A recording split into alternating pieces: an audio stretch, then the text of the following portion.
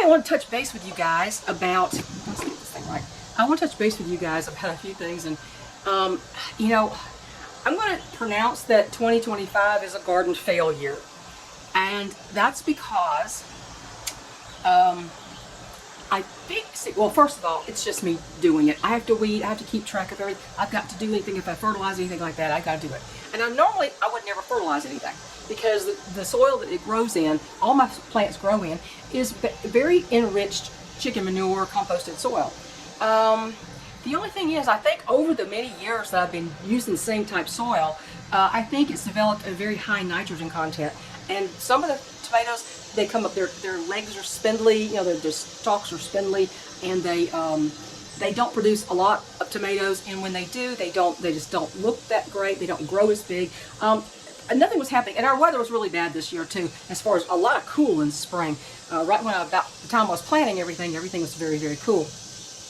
And then it would be heavy rains, and then no rain, and then humidity, and then it was just back and forth. And there was too many factors. But I think that I did use a solution on those tomatoes when they weren't really growing. I had little bitty ones on there. I thought, why are you not growing? Some guy said, you know, make a mixture of milk, whole milk, and turmeric, or turmeric, however you want to pronounce it, the red stuff, the turmeric, and what else? Dish soap. And someone else, and there was another solution he had to involve yeast. And I have a lot of yeast, and I'm not using it because I'm not baking bread anymore. I haven't baked bread in a long time, not in years. And I don't use the yeast because I don't eat bread. But I mixed that up, and I put it on I poured it on all the plants, all tomato plants. And within a couple of weeks, they were taking off a little bit. And then the leaves were yellowing, as you probably saw the last time I posted something. They were a little yellow. Another thing about, you know, there's too much nitrogen, probably not enough of magnesium and potassium. So we did a mixture of magnesium sulfate, which is Epsom salts, Epsom salts. It's hard to say that. And the potassium, for the potassium, we use wood ash. And we mixed that up, and we sprinkled it a little scoop around all the plants and watered it in. And I've done all that stuff a couple of times each. And all of a sudden, we're getting some ripe tomatoes. They're not the best looking ones, but, you know, they probably taste just fine. So I'm going to have to do something different with those garden beds. I'm going to have to do some major amending with other things that I know are not that present in the soil. And I'm going to have to fill the beds up higher, more full to the top. But also, I think we are going to try to get a couple stock tanks, the big long silver stock tanks. You know, if you have livestock, you know what I'm talking about. And use those as raised beds, and, you know, do drainage holes in the bottom so that, you know, the tunneling critters can't get them, okay? So we're going to have to do something else. But this year, it's a good thing I wasn't really eating a whole lot. My son brought me a lot of tomatoes. He brought me these little sun golds and these other ones called berries, crazy cherries, what he said they were. And they look like a pear, like a pale yellow pear tomato. That's what they look like. All of them are very good. And the sun golds were like candy. It was like, oh my gosh, this is too sweet. Boy, I mean, I ate them. My chickens ate them. I dehydrated a bunch of them. I mean, because I had like two 2-gallon bags of them or something. Anyhow, so, you know, you have to amend your soil sometimes, and those were signs of, you know, too much nitrogen, not enough magnesium, potassium, and so I amended that, but it was a little late in the season. So anyhow, there's the garden stuff. I got a list out here to make sure I don't forget something. You know, the garden, the perimeter fence I keep complaining about that we can never get done. Well, it's still not done, but my husband did contact these people at this place called Isaiah's house, or Isaiah House. I can't remember is it Isaiah's or Isaiah House? It's about 20 miles from us, and the guys work for $15 an hour, but you have to go get them by 9 o'clock in the morning and bring them back by 5, which is not a big deal. And he went down there and got this guy. He didn't know who was going to work for him. It was a guy named Chris, 6'2", and muscular. Not a young guy. He had to tell me he was 51. And size 13 shoes. And let me tell you, pounding them posts in with that post pounder was a whole lot easier when somebody else was doing it who is tall enough to get some leverage. And nicest man ever. You know, it's interesting. It's hard to believe that he had a substance abuse problem. And this is his second treatment facility he's been in. And the man is I mean, he was amazingly polite, intelligent, well-spoken, and you would just never know he'd ever had something like that. But you know, it can happen to anybody, I guess. You don't ever know what's going to get you by the throat. But the thing is, it's what you do about it when it does that matters. So anyway, I mean, it was a very pleasant interaction. He was a very nice man. And I said, you know, it's nice to meet you. Maybe we'll see you again. Let's see you again, you know, sometime. And so if you don't mind coming to work for us. So anyway, good guy. And so all the posts on that side are all in. It's ready for the fencing. Now I just have to take the fencing down there. It was a really hot day. I didn't want to keep there fencing. And so we decided we were going to go ahead and just roll the fencing out, let it roll down the hill, unravel the whole way. Then y'all use to stand it up, hook it on the post, you know, one at a time. And it's not as hard as pounding the post. That's the hardest part. So that is done. That's a little bit of progress, because I tell you what, one of these days there's going to be a dog running in there. We always put our dogs in the little picket fence in the back, which now we've taken down. So I need to have the perimeter fence kind of dog escape proof as much as possible. And what is it? Oh, the other day we were doing our barn chores. My husband can't do it too long. He has to go out there and sit down in the chair out in the chicken pen while I finished up. And when I finished up, I came out there. Chickens are out there. I was about ready to let them out free range. Well, I think I already had opened the gate, but they hadn't gone out there yet. And there was a doe out there right at the pasture fence.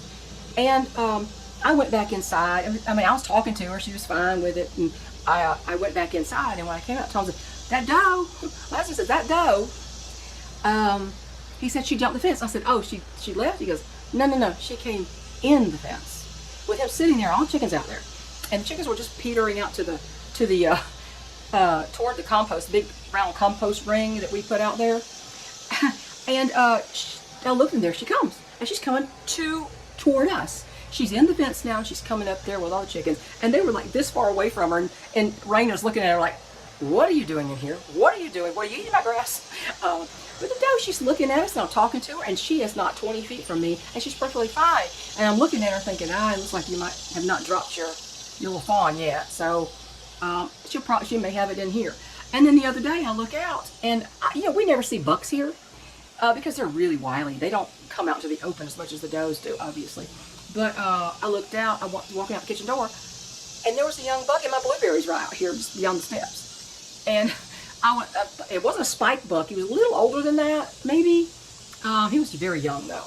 And he was in the blueberries with a little one, just eating the blueberries. I'm like, I have never seen them come up so close to the house while we're standing there. That's the thing. But this buck, I mean, I didn't make any noise. I mean, I was in my sock feet, and I just kind of walked out the door. It didn't squeak.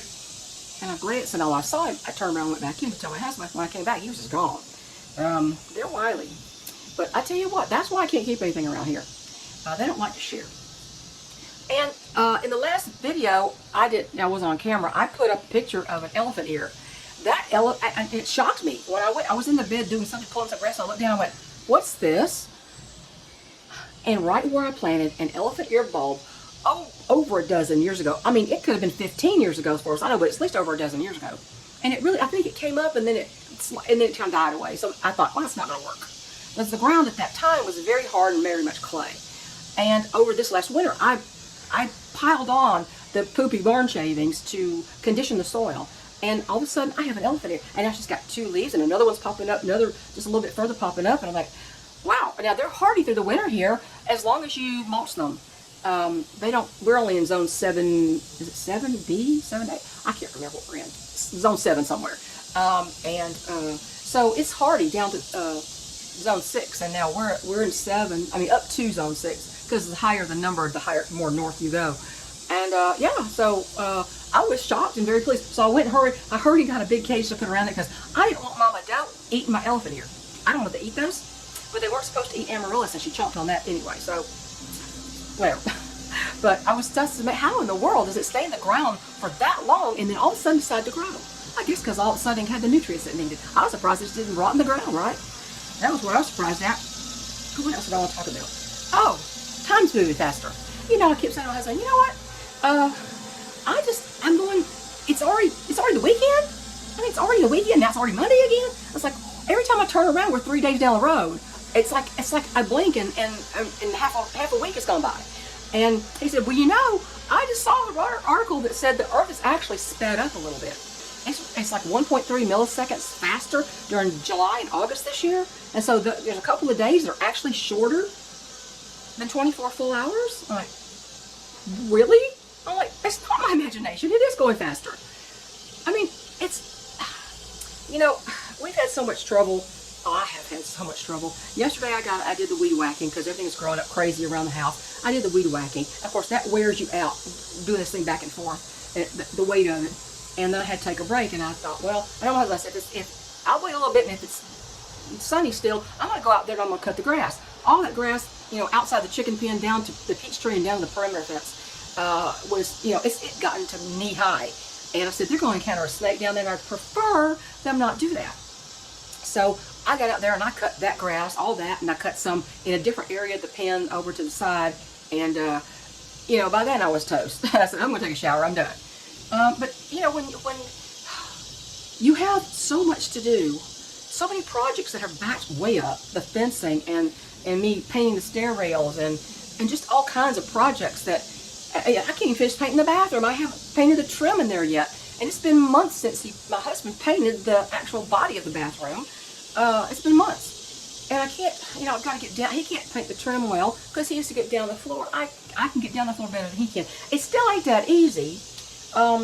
Ever since I broke my leg, and that's the same leg I broke the ankle on at the bottom of the leg, and then the top of the leg, the same two bones got broken 9 years later. That knee is quite stiff. I mean, I do exercises in the morning. I do bicycling to work the joints and all. And anyway, excuse me, just a minute. I don't even know where I was. I had to stop the coughing. I may have to stop again. That's another thing. Ever since spring, this has been going on, my voice has changed. I can't, if I call out, it sounds very hoarse. It's been like that for months. I have a doctor's appointment at the end of the month. I'm going to see if they can test me for allergies or something. See what the heck has happened to me this year. I'm not sick. I just can't. I cough and my throat feels so dry. And I'm drinking my electrolytes and I'm drinking tons of water. I'm going to float away drinking water. And it just doesn't, I don't know what's going on. So I'm going to have to maybe figure it out. I don't know. If they don't figure it out, I mean, it's going to be here no matter what. I doubt they've got any kind of cure for it. I've been taking the non-drowsy antihistamine sometimes, and sometimes at night, if I think it's going to be a particularly bad night, I'll take the drowsy antihistamine. But I don't take that every night and every day to try to see if I can clear this up. I don't know what's going on. I have no idea. So, anyway. But what else? Oh, my quilts. I'll talk about that at the end. If I don't forget, I may forget because I just feel overwhelmed right now. Okay, all this stuff you've heard, all this crud about Epstein, and it's not crud. I mean, he was an evil man who met the end he deserved, and he has met the eternity he deserved, and which is not my place to say what that is. However, by their fruits you will know them, and his fruits were rotten as heck. So, you know, we always hope somebody who's done others wrong or who's done you wrong will get close to the Lord before they meet their final dirt nap, but you know it doesn't always happen. And I don't see anything about that. Even Ted Bundy tried to, I don't know if Ted Bundy did, but he tried to fake it anyway. I don't think he was sincere at all because he's a narcissist and they don't usually, I don't know, they just have a hard time thinking anything's bigger than themselves. But one thing I want to do, you know, I support President Trump. And because of a comment he made when some reporter asked about Epstein's, I guess, for his connections to intelligence, I think that's what's the question. Pam Bondi started answering, and the president interrupted her and said, "May I?" And she said, "Oh, yeah, of course. You don't tell the president he can't interrupt you, right?" And he said, "Are we still talking about Epstein?" I'm like, "What did you say?" It was almost flippant, and I thought, "Oh, do you know how that just looked? Do you know how that looked to your base? Do you know how that just looked to everybody when you did that?" I just was stunned because the thing is, it's not about Epstein. It's not about Epstein. The man's dead. He's being punished in eternity for all. as far as I know, as far as I can tell, the way he was up until he died, whether it's by his hand or somebody else's, he's where he's going. There's nothing, you can't punish him anymore. The woman who was his cohort, she's being punished for everything they did. But, okay, so those two aside, what about the victims? What about the children who their lives were ruined? They were hurt physically and emotionally. What about the children? And what about the people who bought those services? They get a pass now? Because it's not about Epstein. It's about the victims getting justice. It's about those people that are not going to be punished. And I'll just leave you with what the Savior Jesus Christ said about hurting the children. And it can apply to the children of Israel. It can apply to children in general. But he said it would be better that a millstone was wrapped around his neck, your neck, I'm paraphrasing here, and thrown into the ocean as to harm one hair on the head of these little ones. And that's exactly the way I feel.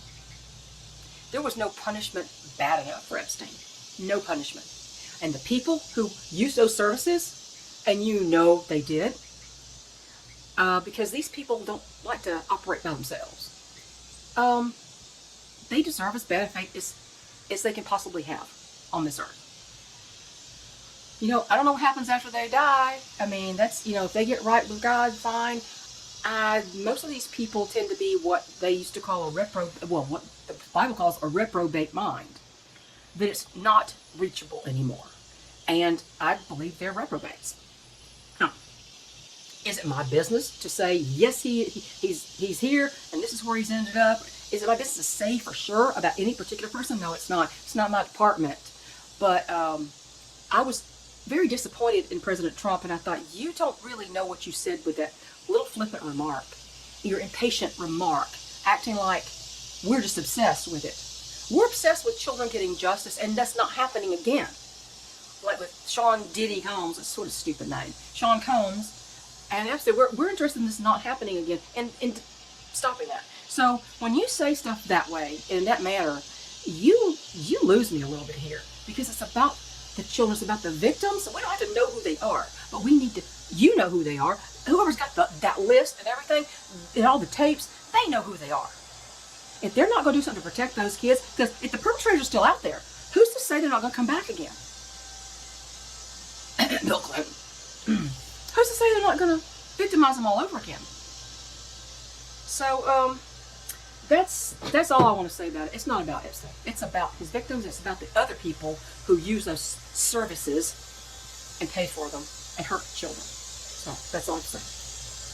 And society should be judged on how it protects and reveres its children. And this society right now is kind of getting a D-. So, there's that. So, happier, let's get that. Let's go to happier things, okay? You know, I want to tell you, the Omega Rots are getting big. This Thursday, they'll be 16 weeks old. When I go to that pen, I am surrounded by huge males. I mean, they're big. And they all want whatever mom's got to bring them, right? So, and they have not shown any aggression. And if they, excuse me, they haven't shown any aggression. It's early yet, but I haven't seen any aggression. But I don't like about this group, or I wish it was better, is the personality, the skittishness. By this time, they'd all be my best friend, normally. Birds that I hatch. If they were raised by a brooding hen who tends to keep them away at arm's length from everybody else, they tend to pick up on that. But if we have raised them from the brooder, normally they'll be extremely friendly and very personable and always in your face. Out of this group of 11, 7 males and 4 females, there's 1 male and 1 female that I would say are close to the personality I expect. And that is my number 1 keeper, that I'm named Nathaniel, after Hawkeye and Last Mohicans, and my little girl named Ethel. I told you, only good people are named Ethel. There's no bad Ethels. But she is smart. She'll let me rub on her and everything. And Nathaniel, if I reach out and pet him, he doesn't jump away from me. Now, when I got a handful of blueberries, everybody's my best friend, okay? In fact, they mob me. I'll go sit in the lawn chair and have a handful of blueberries, and they're all over me. Gimme, gimme, gimme, gimme.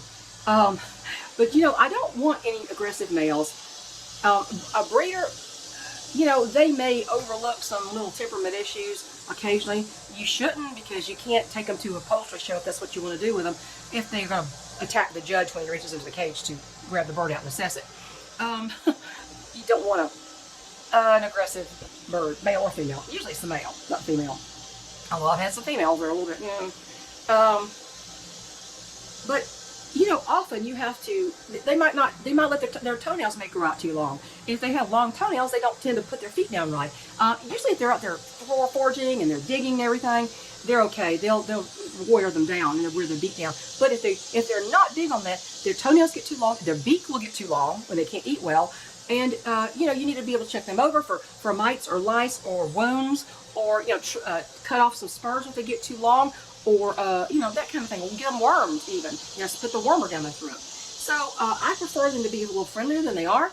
I'm going to keep. So far, I'm thinking I'm going to keep Nathaniel, his brother Duncan, and one from the other pen, Angus. All three of them seem like they're less skittish. Nathaniel's positively friendly. I mean, he's a good boy, and I think he's starting to know his name. Boy, there's a lot of crowing going on in that barn right now. Let me tell you, mostly from Nathaniel. But I just want to make that comment because, and also aggressive. If you have an aggressive male, he tends to produce more sons, kind of like that. So you don't want to breed from that either. Now I don't know that they're not. Like I said, they're not aggressive at this point in time. And I hope they don't become that way. Any of them. Anyone that does that's liable to get made into stew. But I don't know. They're not that big. They're so tall. They're putting on frame, and they'll be filling out later. They're just putting on frame right now. Some are extremely tall. The little guy, he's a short guy. He's short, and he stays away from the group, and he's just an odd bird, so to speak. But I mean, they're all healthy. They're doing well, and I just need to rehome or sell 4 of them, and you know, I'm working on doing that now on Facebook.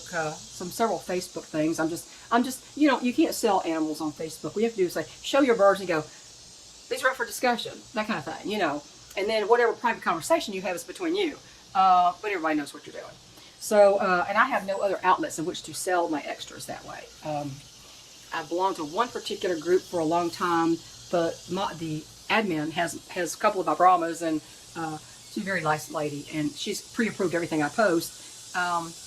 But the others, I was trying to join one group. I was trying to join a group, and it's like, it took almost 2 weeks to improve my membership. It's like, somebody's not paying attention. The admins are not adminning. That gets irritating. Anyway, that's I think that's all I wanted to talk about, except for, I finished the 2 lap quilts. I finished my diversion quilt and my levity quilt, and I'm going to put pictures of both of them up here for you.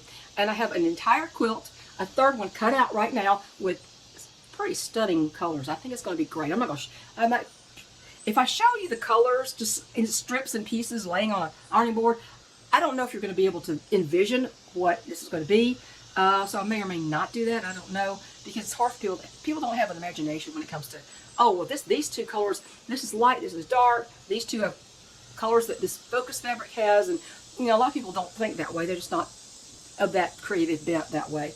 It's just easier to see it when you start putting things together. I don't think you agree. But that's all I want to do. I just want to talk about that stuff. And I don't know. I gotta get out of here.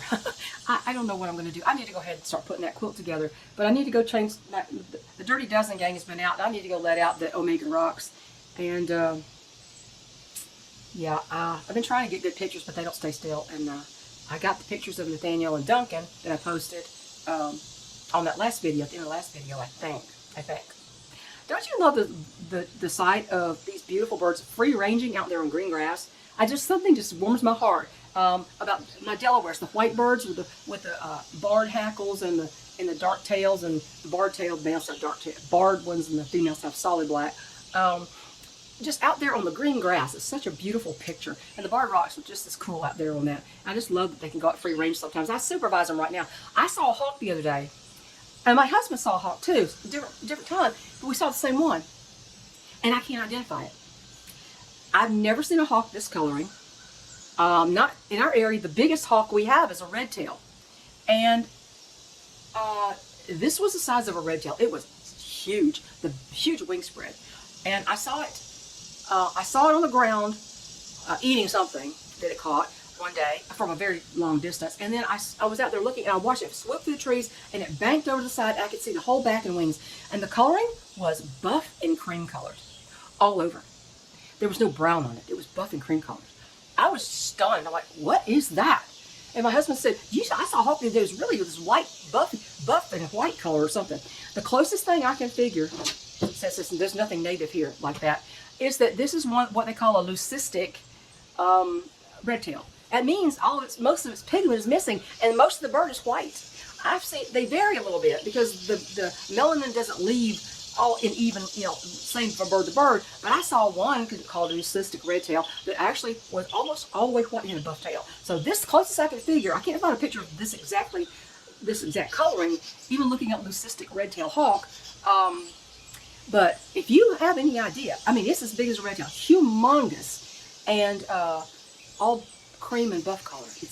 I've never seen anything like that. So if you have a hint, or you've seen one like that, if you got a picture of it, show me. I wish I could take a picture of it, but it's like every time I've seen it, it's been like swooping through the trees. I didn't have my camera, I didn't have my phone. If I had, I couldn't even got the picture. So I'm gonna quit talking. I'm gonna go. And you guys have a nice day. It's still hot. I'm so sick of summer. I could scream. I want it to be cool. I've had it. I'm having a hard time with this, with the headaches and the coughing, because especially you get out cutting grass and all the stuff is flying up, and I don't know what it is I'm allergic to now, but I mean, I'm assuming it's allergy because I have no other explanation for it. This is just something environmental. What the heck ever, I don't know. Anyway, I'm gonna go. You guys have a great day. Have a great week. It's Monday, yay. And I'm gonna get to work on this new quilt. So, God bless and stay safe and stay cool, because Lord knows it's a little bit scorching out there. As my friend Larry from Carnivore Quest is like, it's brutal. It's brutal. Bye, y'all.